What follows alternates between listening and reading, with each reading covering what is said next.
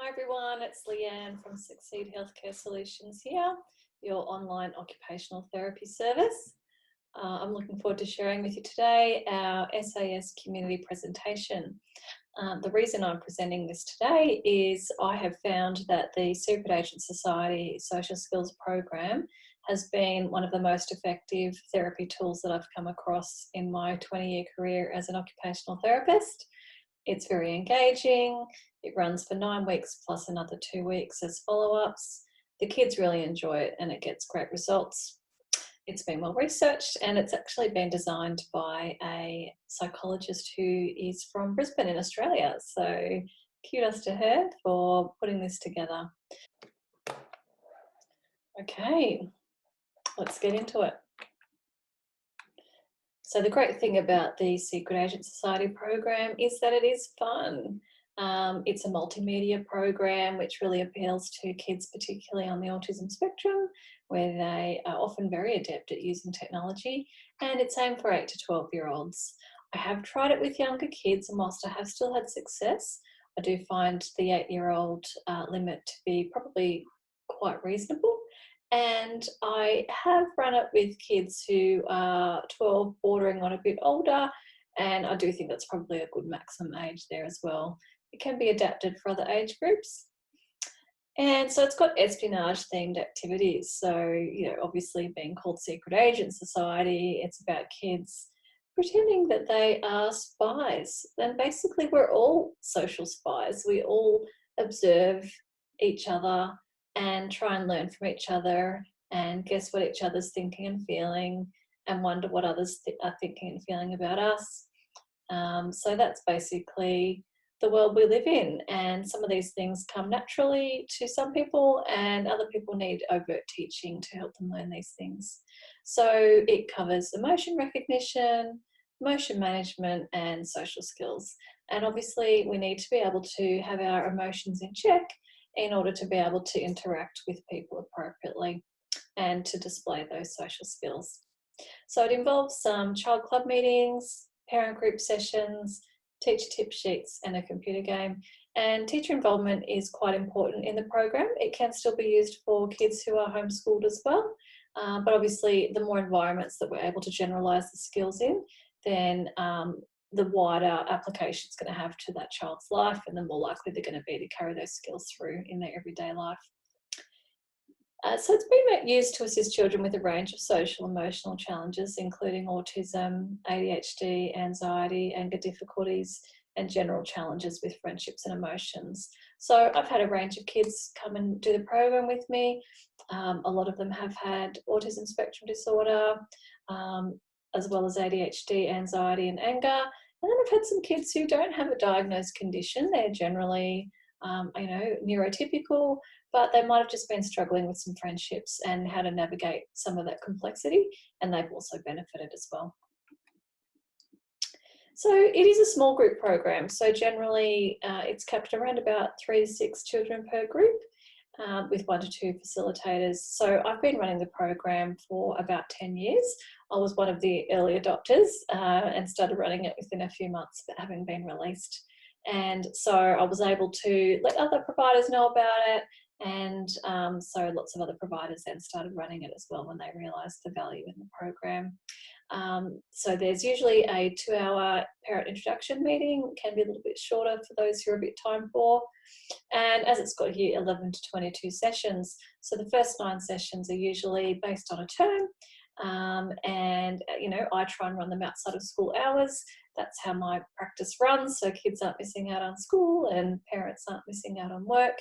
And then an additional follow-up session at 3 months post the 9th week, and then a further 3 months after that last follow-up, just to make sure that skills are generalising, keep it fresh, and also identify if there are any difficulties that are going on that we can help with to generalise those skills into their lives. The other option is to run it as a shorter session over more weeks. So between sessions, they practice home missions and missions at school as well and in their community, and that helps with practicing those skills in everyday life. There's also weekly teacher tip sheets which can be provided so that the teacher understands the language that's being used, because there are some pretty cool terms that are used that become a common lingo that kids, parents and teachers can use. And it also has an assessment component, so I meet with the families one-on-one before they commence in my SAS clubs. And there's also some progress monitoring, and we do use motivating rewards as well. There's also an optional 2-hour school staff presentation information session which can be delivered. So this program is unique because it does have a very strong evidence base. So the program has been well researched for the last 10 years. It just spells out step by step how to do certain skills. It's got a lot of visual supports for those kids who are visual learners, it's all there ready to go. As therapists, we don't need to make up the resources, they're already there. And for the kids, they're very visually appealing as well. And we can individually tailor it. So if there are particular goals that a family or child is wanting to work on for that week, we can adapt the program to address those as well. And it's very cost effective because it is very intensive and it does involve parents and teachers. The amount of money that you would need to spend is actually not that much compared to the benefit that you get in such a short time frame. So I think that's really appealing as well. So rather than, you know, going on ad nauseum and wondering when you're going to see some progress, you know what's involved and you know what the end sort of goal is. And so yeah, I just can see the benefit there all round. I find it very rewarding to run it, and I really enjoy working with the kids and the families as well. Okay, so included, as you can see here, is a cadet handbook. There's a parent workbook. So the parents, if you ever don't know what's coming up next or what's being covered, you can just quickly refer to it and have a look, and it outlines all that. We've talked about the teacher tip sheets. There's also the computer game access, so that's now been updated, so it is more accessible on different devices. There's also a cool gadget pack, which has some spy type gadgets in there, and there's a drawstring bag that they can contain everything in. So with the computer game, it's got 4 levels. So they start by learning to recognise emotions in themselves as well as in others. And once they start to be able to recognise those emotions, they can then start to learn to express their feelings in appropriate ways and cope with social challenges. And I think one of the beauties of the program that I've observed in the kids that I've worked with over the years is they go from needing external support to regulate to starting to be able to regulate themselves. And it's just such a shift of burden from the caregiver to the child, where they feel empowered and in control of their emotions. So in the Secret Agent Journal, that's where they can record their missions that they've been working on. That can either be in their hard copy journal, or it can also be on the computer game. And they can even record their missions via voice onto their phone as a video, or just a voice recording. So there's lots of different ways that they can do that. And they can do those missions at home or school with adult support. So you can see some of those there on the screen. So here's the computer game. So I'll show you the trailer briefly.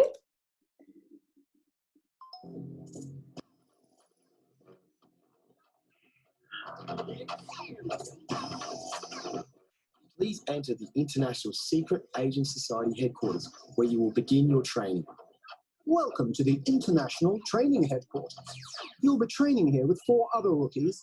Your mentor special agent, Agent Arden, will give you clues for your training missions. Your mission is to find a black man. Use your night vision. Find the criminals. What was that? I need urgent backup. The thieves are planning to strike tonight. Will do, Junior Detective. Congratulations on a job well done. To successfully graduate from this academy, you will need to complete a 3-level program that teaches you how to decode people's thoughts and feelings. You will be given home missions to complete between training sessions and asked to document these in a secret agent journal. Hi, my name's Tim. I'm new to the school.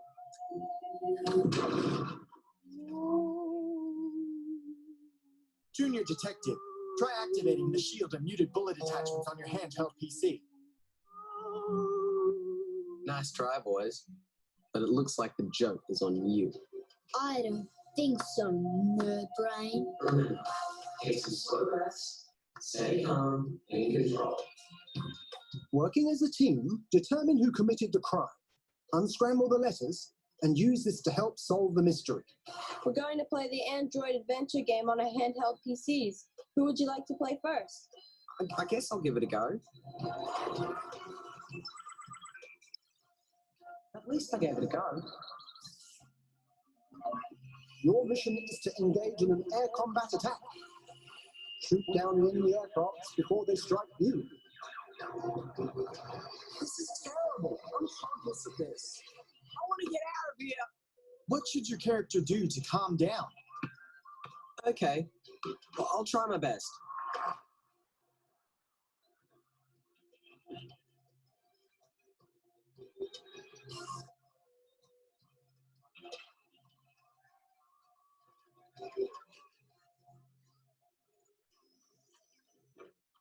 Good luck.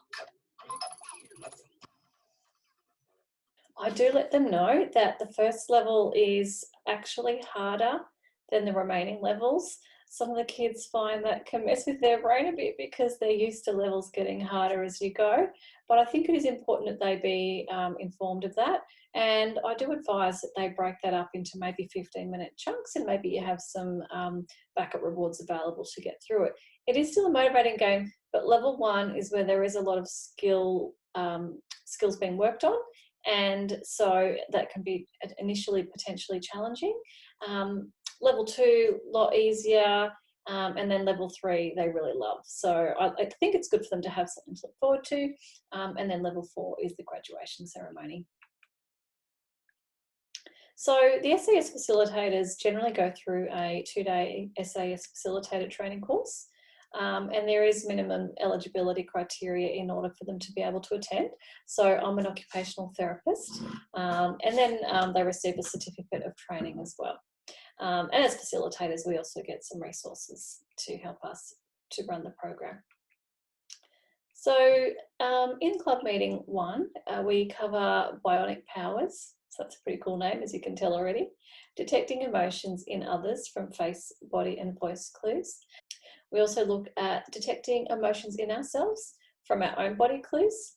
And we start learning about the emotionometer, which is an emotion thermometer, and relaxation gadgets, where we start to introduce slow breathing, which we call the really cool name of O2 regulator, especially for those who like a bit of technical language. The terminology in the language is quite high level, which does appeal to a lot of the kids who have very good language skills in terms of potentially reading and spelling, but maybe are lacking some of those pragmatic skills. So you can see on the screen there, the emotionometer is going between 1 and 10. And so for this one, it's for anxiety or stress.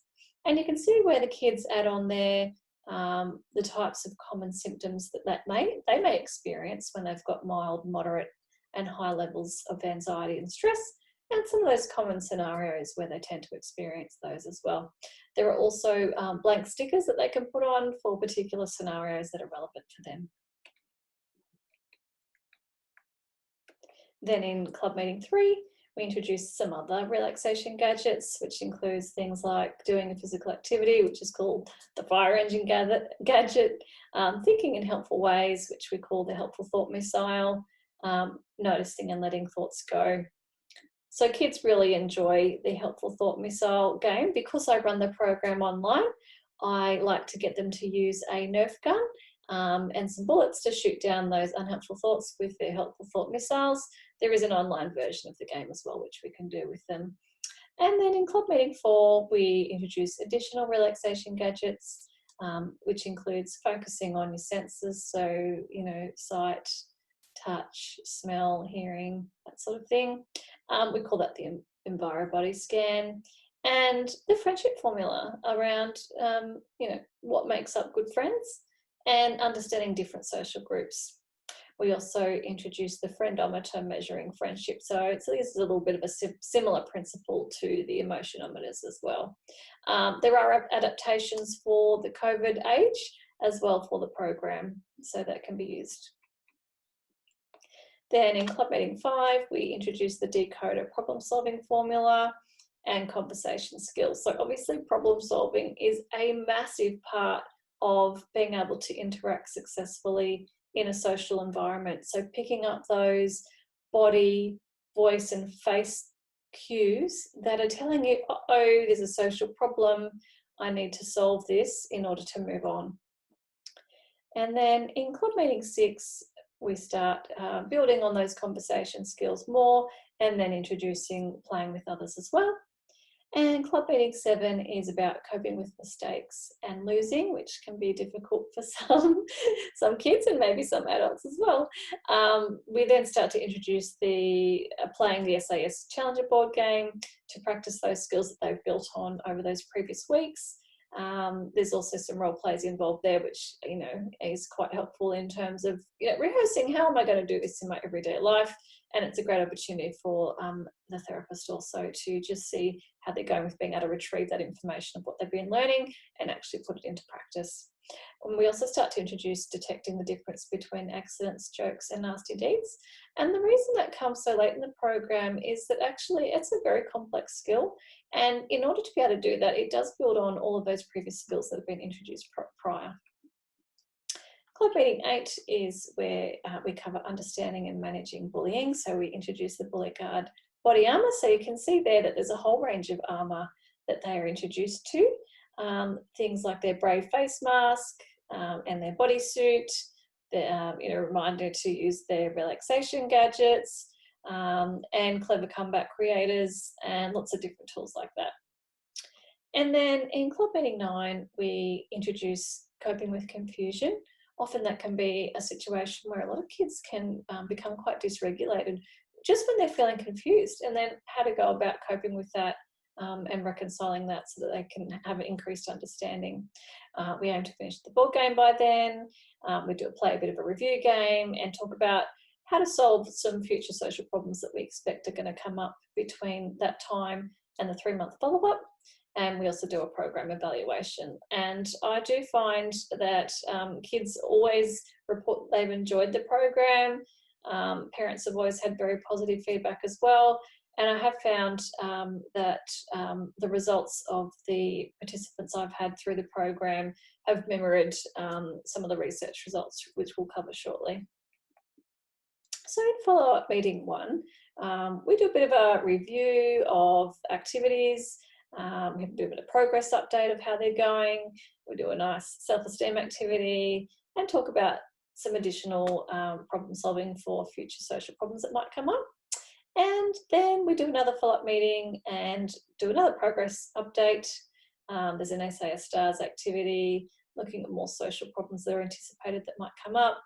And there's also a graduation ceremony at that point. So they receive some medals for participating and a certificate. With COVID, we've shifted to an online medal type of scenario, and that may resolve with time, but at the moment that's what we're doing. Okay, and you can see here some SAS games in action. So there are missions after every club meeting, which help children to learn and apply the skills to real life. And that's really where most progress happens. So what I encourage families to do when they inquire about the program is to reflect on whether they have enough time in their lives to spend maybe about 15 minutes a day reviewing and practicing those skills, and just making sure that the teacher's got about 5 minutes a day as well where they can help out. These are really important because that's where the gains are made. So it's really important to understand that. And if you don't have that level of availability, maybe now's not the right time to do the program and maybe put it off for a future date. Part of the missions is also playing the computer game, those practice tasks, and answering the journal questions, as mentioned earlier. There's also a scene generator, so for kids who might find writing quite challenging, they can actually click and drag particular pictures and icons to create the scene of what occurred. And they can just print that off and show that at the session for review. So with the parent group meetings, it's an opportunity to discuss successes and challenges in helping kids to complete their home missions. It's a chance to review that program content.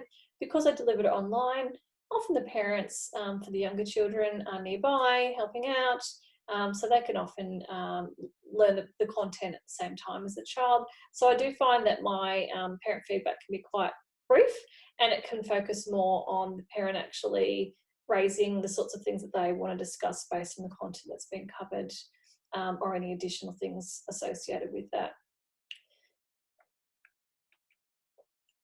So with the teacher support, we've covered off that a little bit already.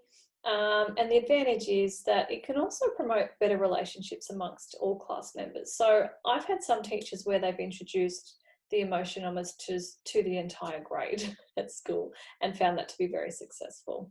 And they're all using the same language and everyone benefits as well. And there's also a skill tracker card where on there you have the goals that are being worked on, and the teacher actually can mark off if they've observed the child meeting that goal, and the parent can work it off, and the child can also report if they feel that they have achieved that goal at a particular time when maybe an adult wasn't around observing it. So you can see that here in terms of our assessment and monitoring. So as I mentioned before, there's an interview with the parent, often a phone call to the teacher, and with the child. There's questionnaires that are done. So we actually use a norm to tool, so we can actually compare how the kids are travelling with their social skills to other kids as well. And there are some rating scales and things like that too. So we can compare progress from before starting intervention and then afterwards. And as you can see, the way we monitor progress is through the skill tracker card. And so what we say is for it to be tallied up at a particular time each day. So for example, on the picture, it's got 7 p.m. so that you've got enough time to actually provide the child with that reward before it's bedtime, and just in case it's an activity or something that might be a little bit more time consuming. Okay, so how effective is the program? I'm very focused on delivering evidence-based programs, things that make sense. And the reason I was attracted to SAS is it made sense. So if we're looking at kids with autism spectrum disorders who were struggling with their social emotional skills, it just seemed logical to have a program whose primary focus was on helping kids in those areas. I don't tend to play around on the peripheries. I really like to get to the crux of the core needs of that particular child. So we can see a trial there that was published by the person who developed the program. And really the results were quite staggering. And so the program really increased in profile around the world fairly quickly. And they claim to be the most clinically significant change published in the world for a social skills program for children with high functioning autism. It's a pretty big claim, and it makes sense. I'm yet to come across another program which has such effect in such a short amount of time. So as you can see, the results from that initial trial indicated that children's social skills significantly improved. And those improvements were seen both at home as well as at school. And 76% of children improved from having severe social difficulties to showing social skills within the normal range. Those statistics have also been evidenced in my own practice for the last 10 years. So for those who were in the clinically significant range for social and emotional skills deficits, roughly around about 76% of those would progress into the typical range after the 9-week program, and those gains were maintained at 3 and 6 months where we did that ongoing evaluation and monitoring. And the program was equally effective regardless of age, IQ, or co-occurring disorders such as ADHD. I do tend to find it does work particularly well with the kids who are higher functioning, but it can certainly be adapted for other audiences as well. And as I mentioned before, when the weekly home missions are undertaken, that's linked with better treatment outcomes. So there have also been other research trials for the SAS small group program, such as at satellite classes at various schools around Australia, a university clinic delivery style in mainstream schools, as well as Skype and telephone assisted delivery of the program to rural and remote families. So thank you so much for your time. I hope this has been helpful. If you want to know more about the program that I run online, so anyone in Australia or around the world can access it, feel free to give me an email and we can have a chat and see if that's the right fit for your needs. Bye.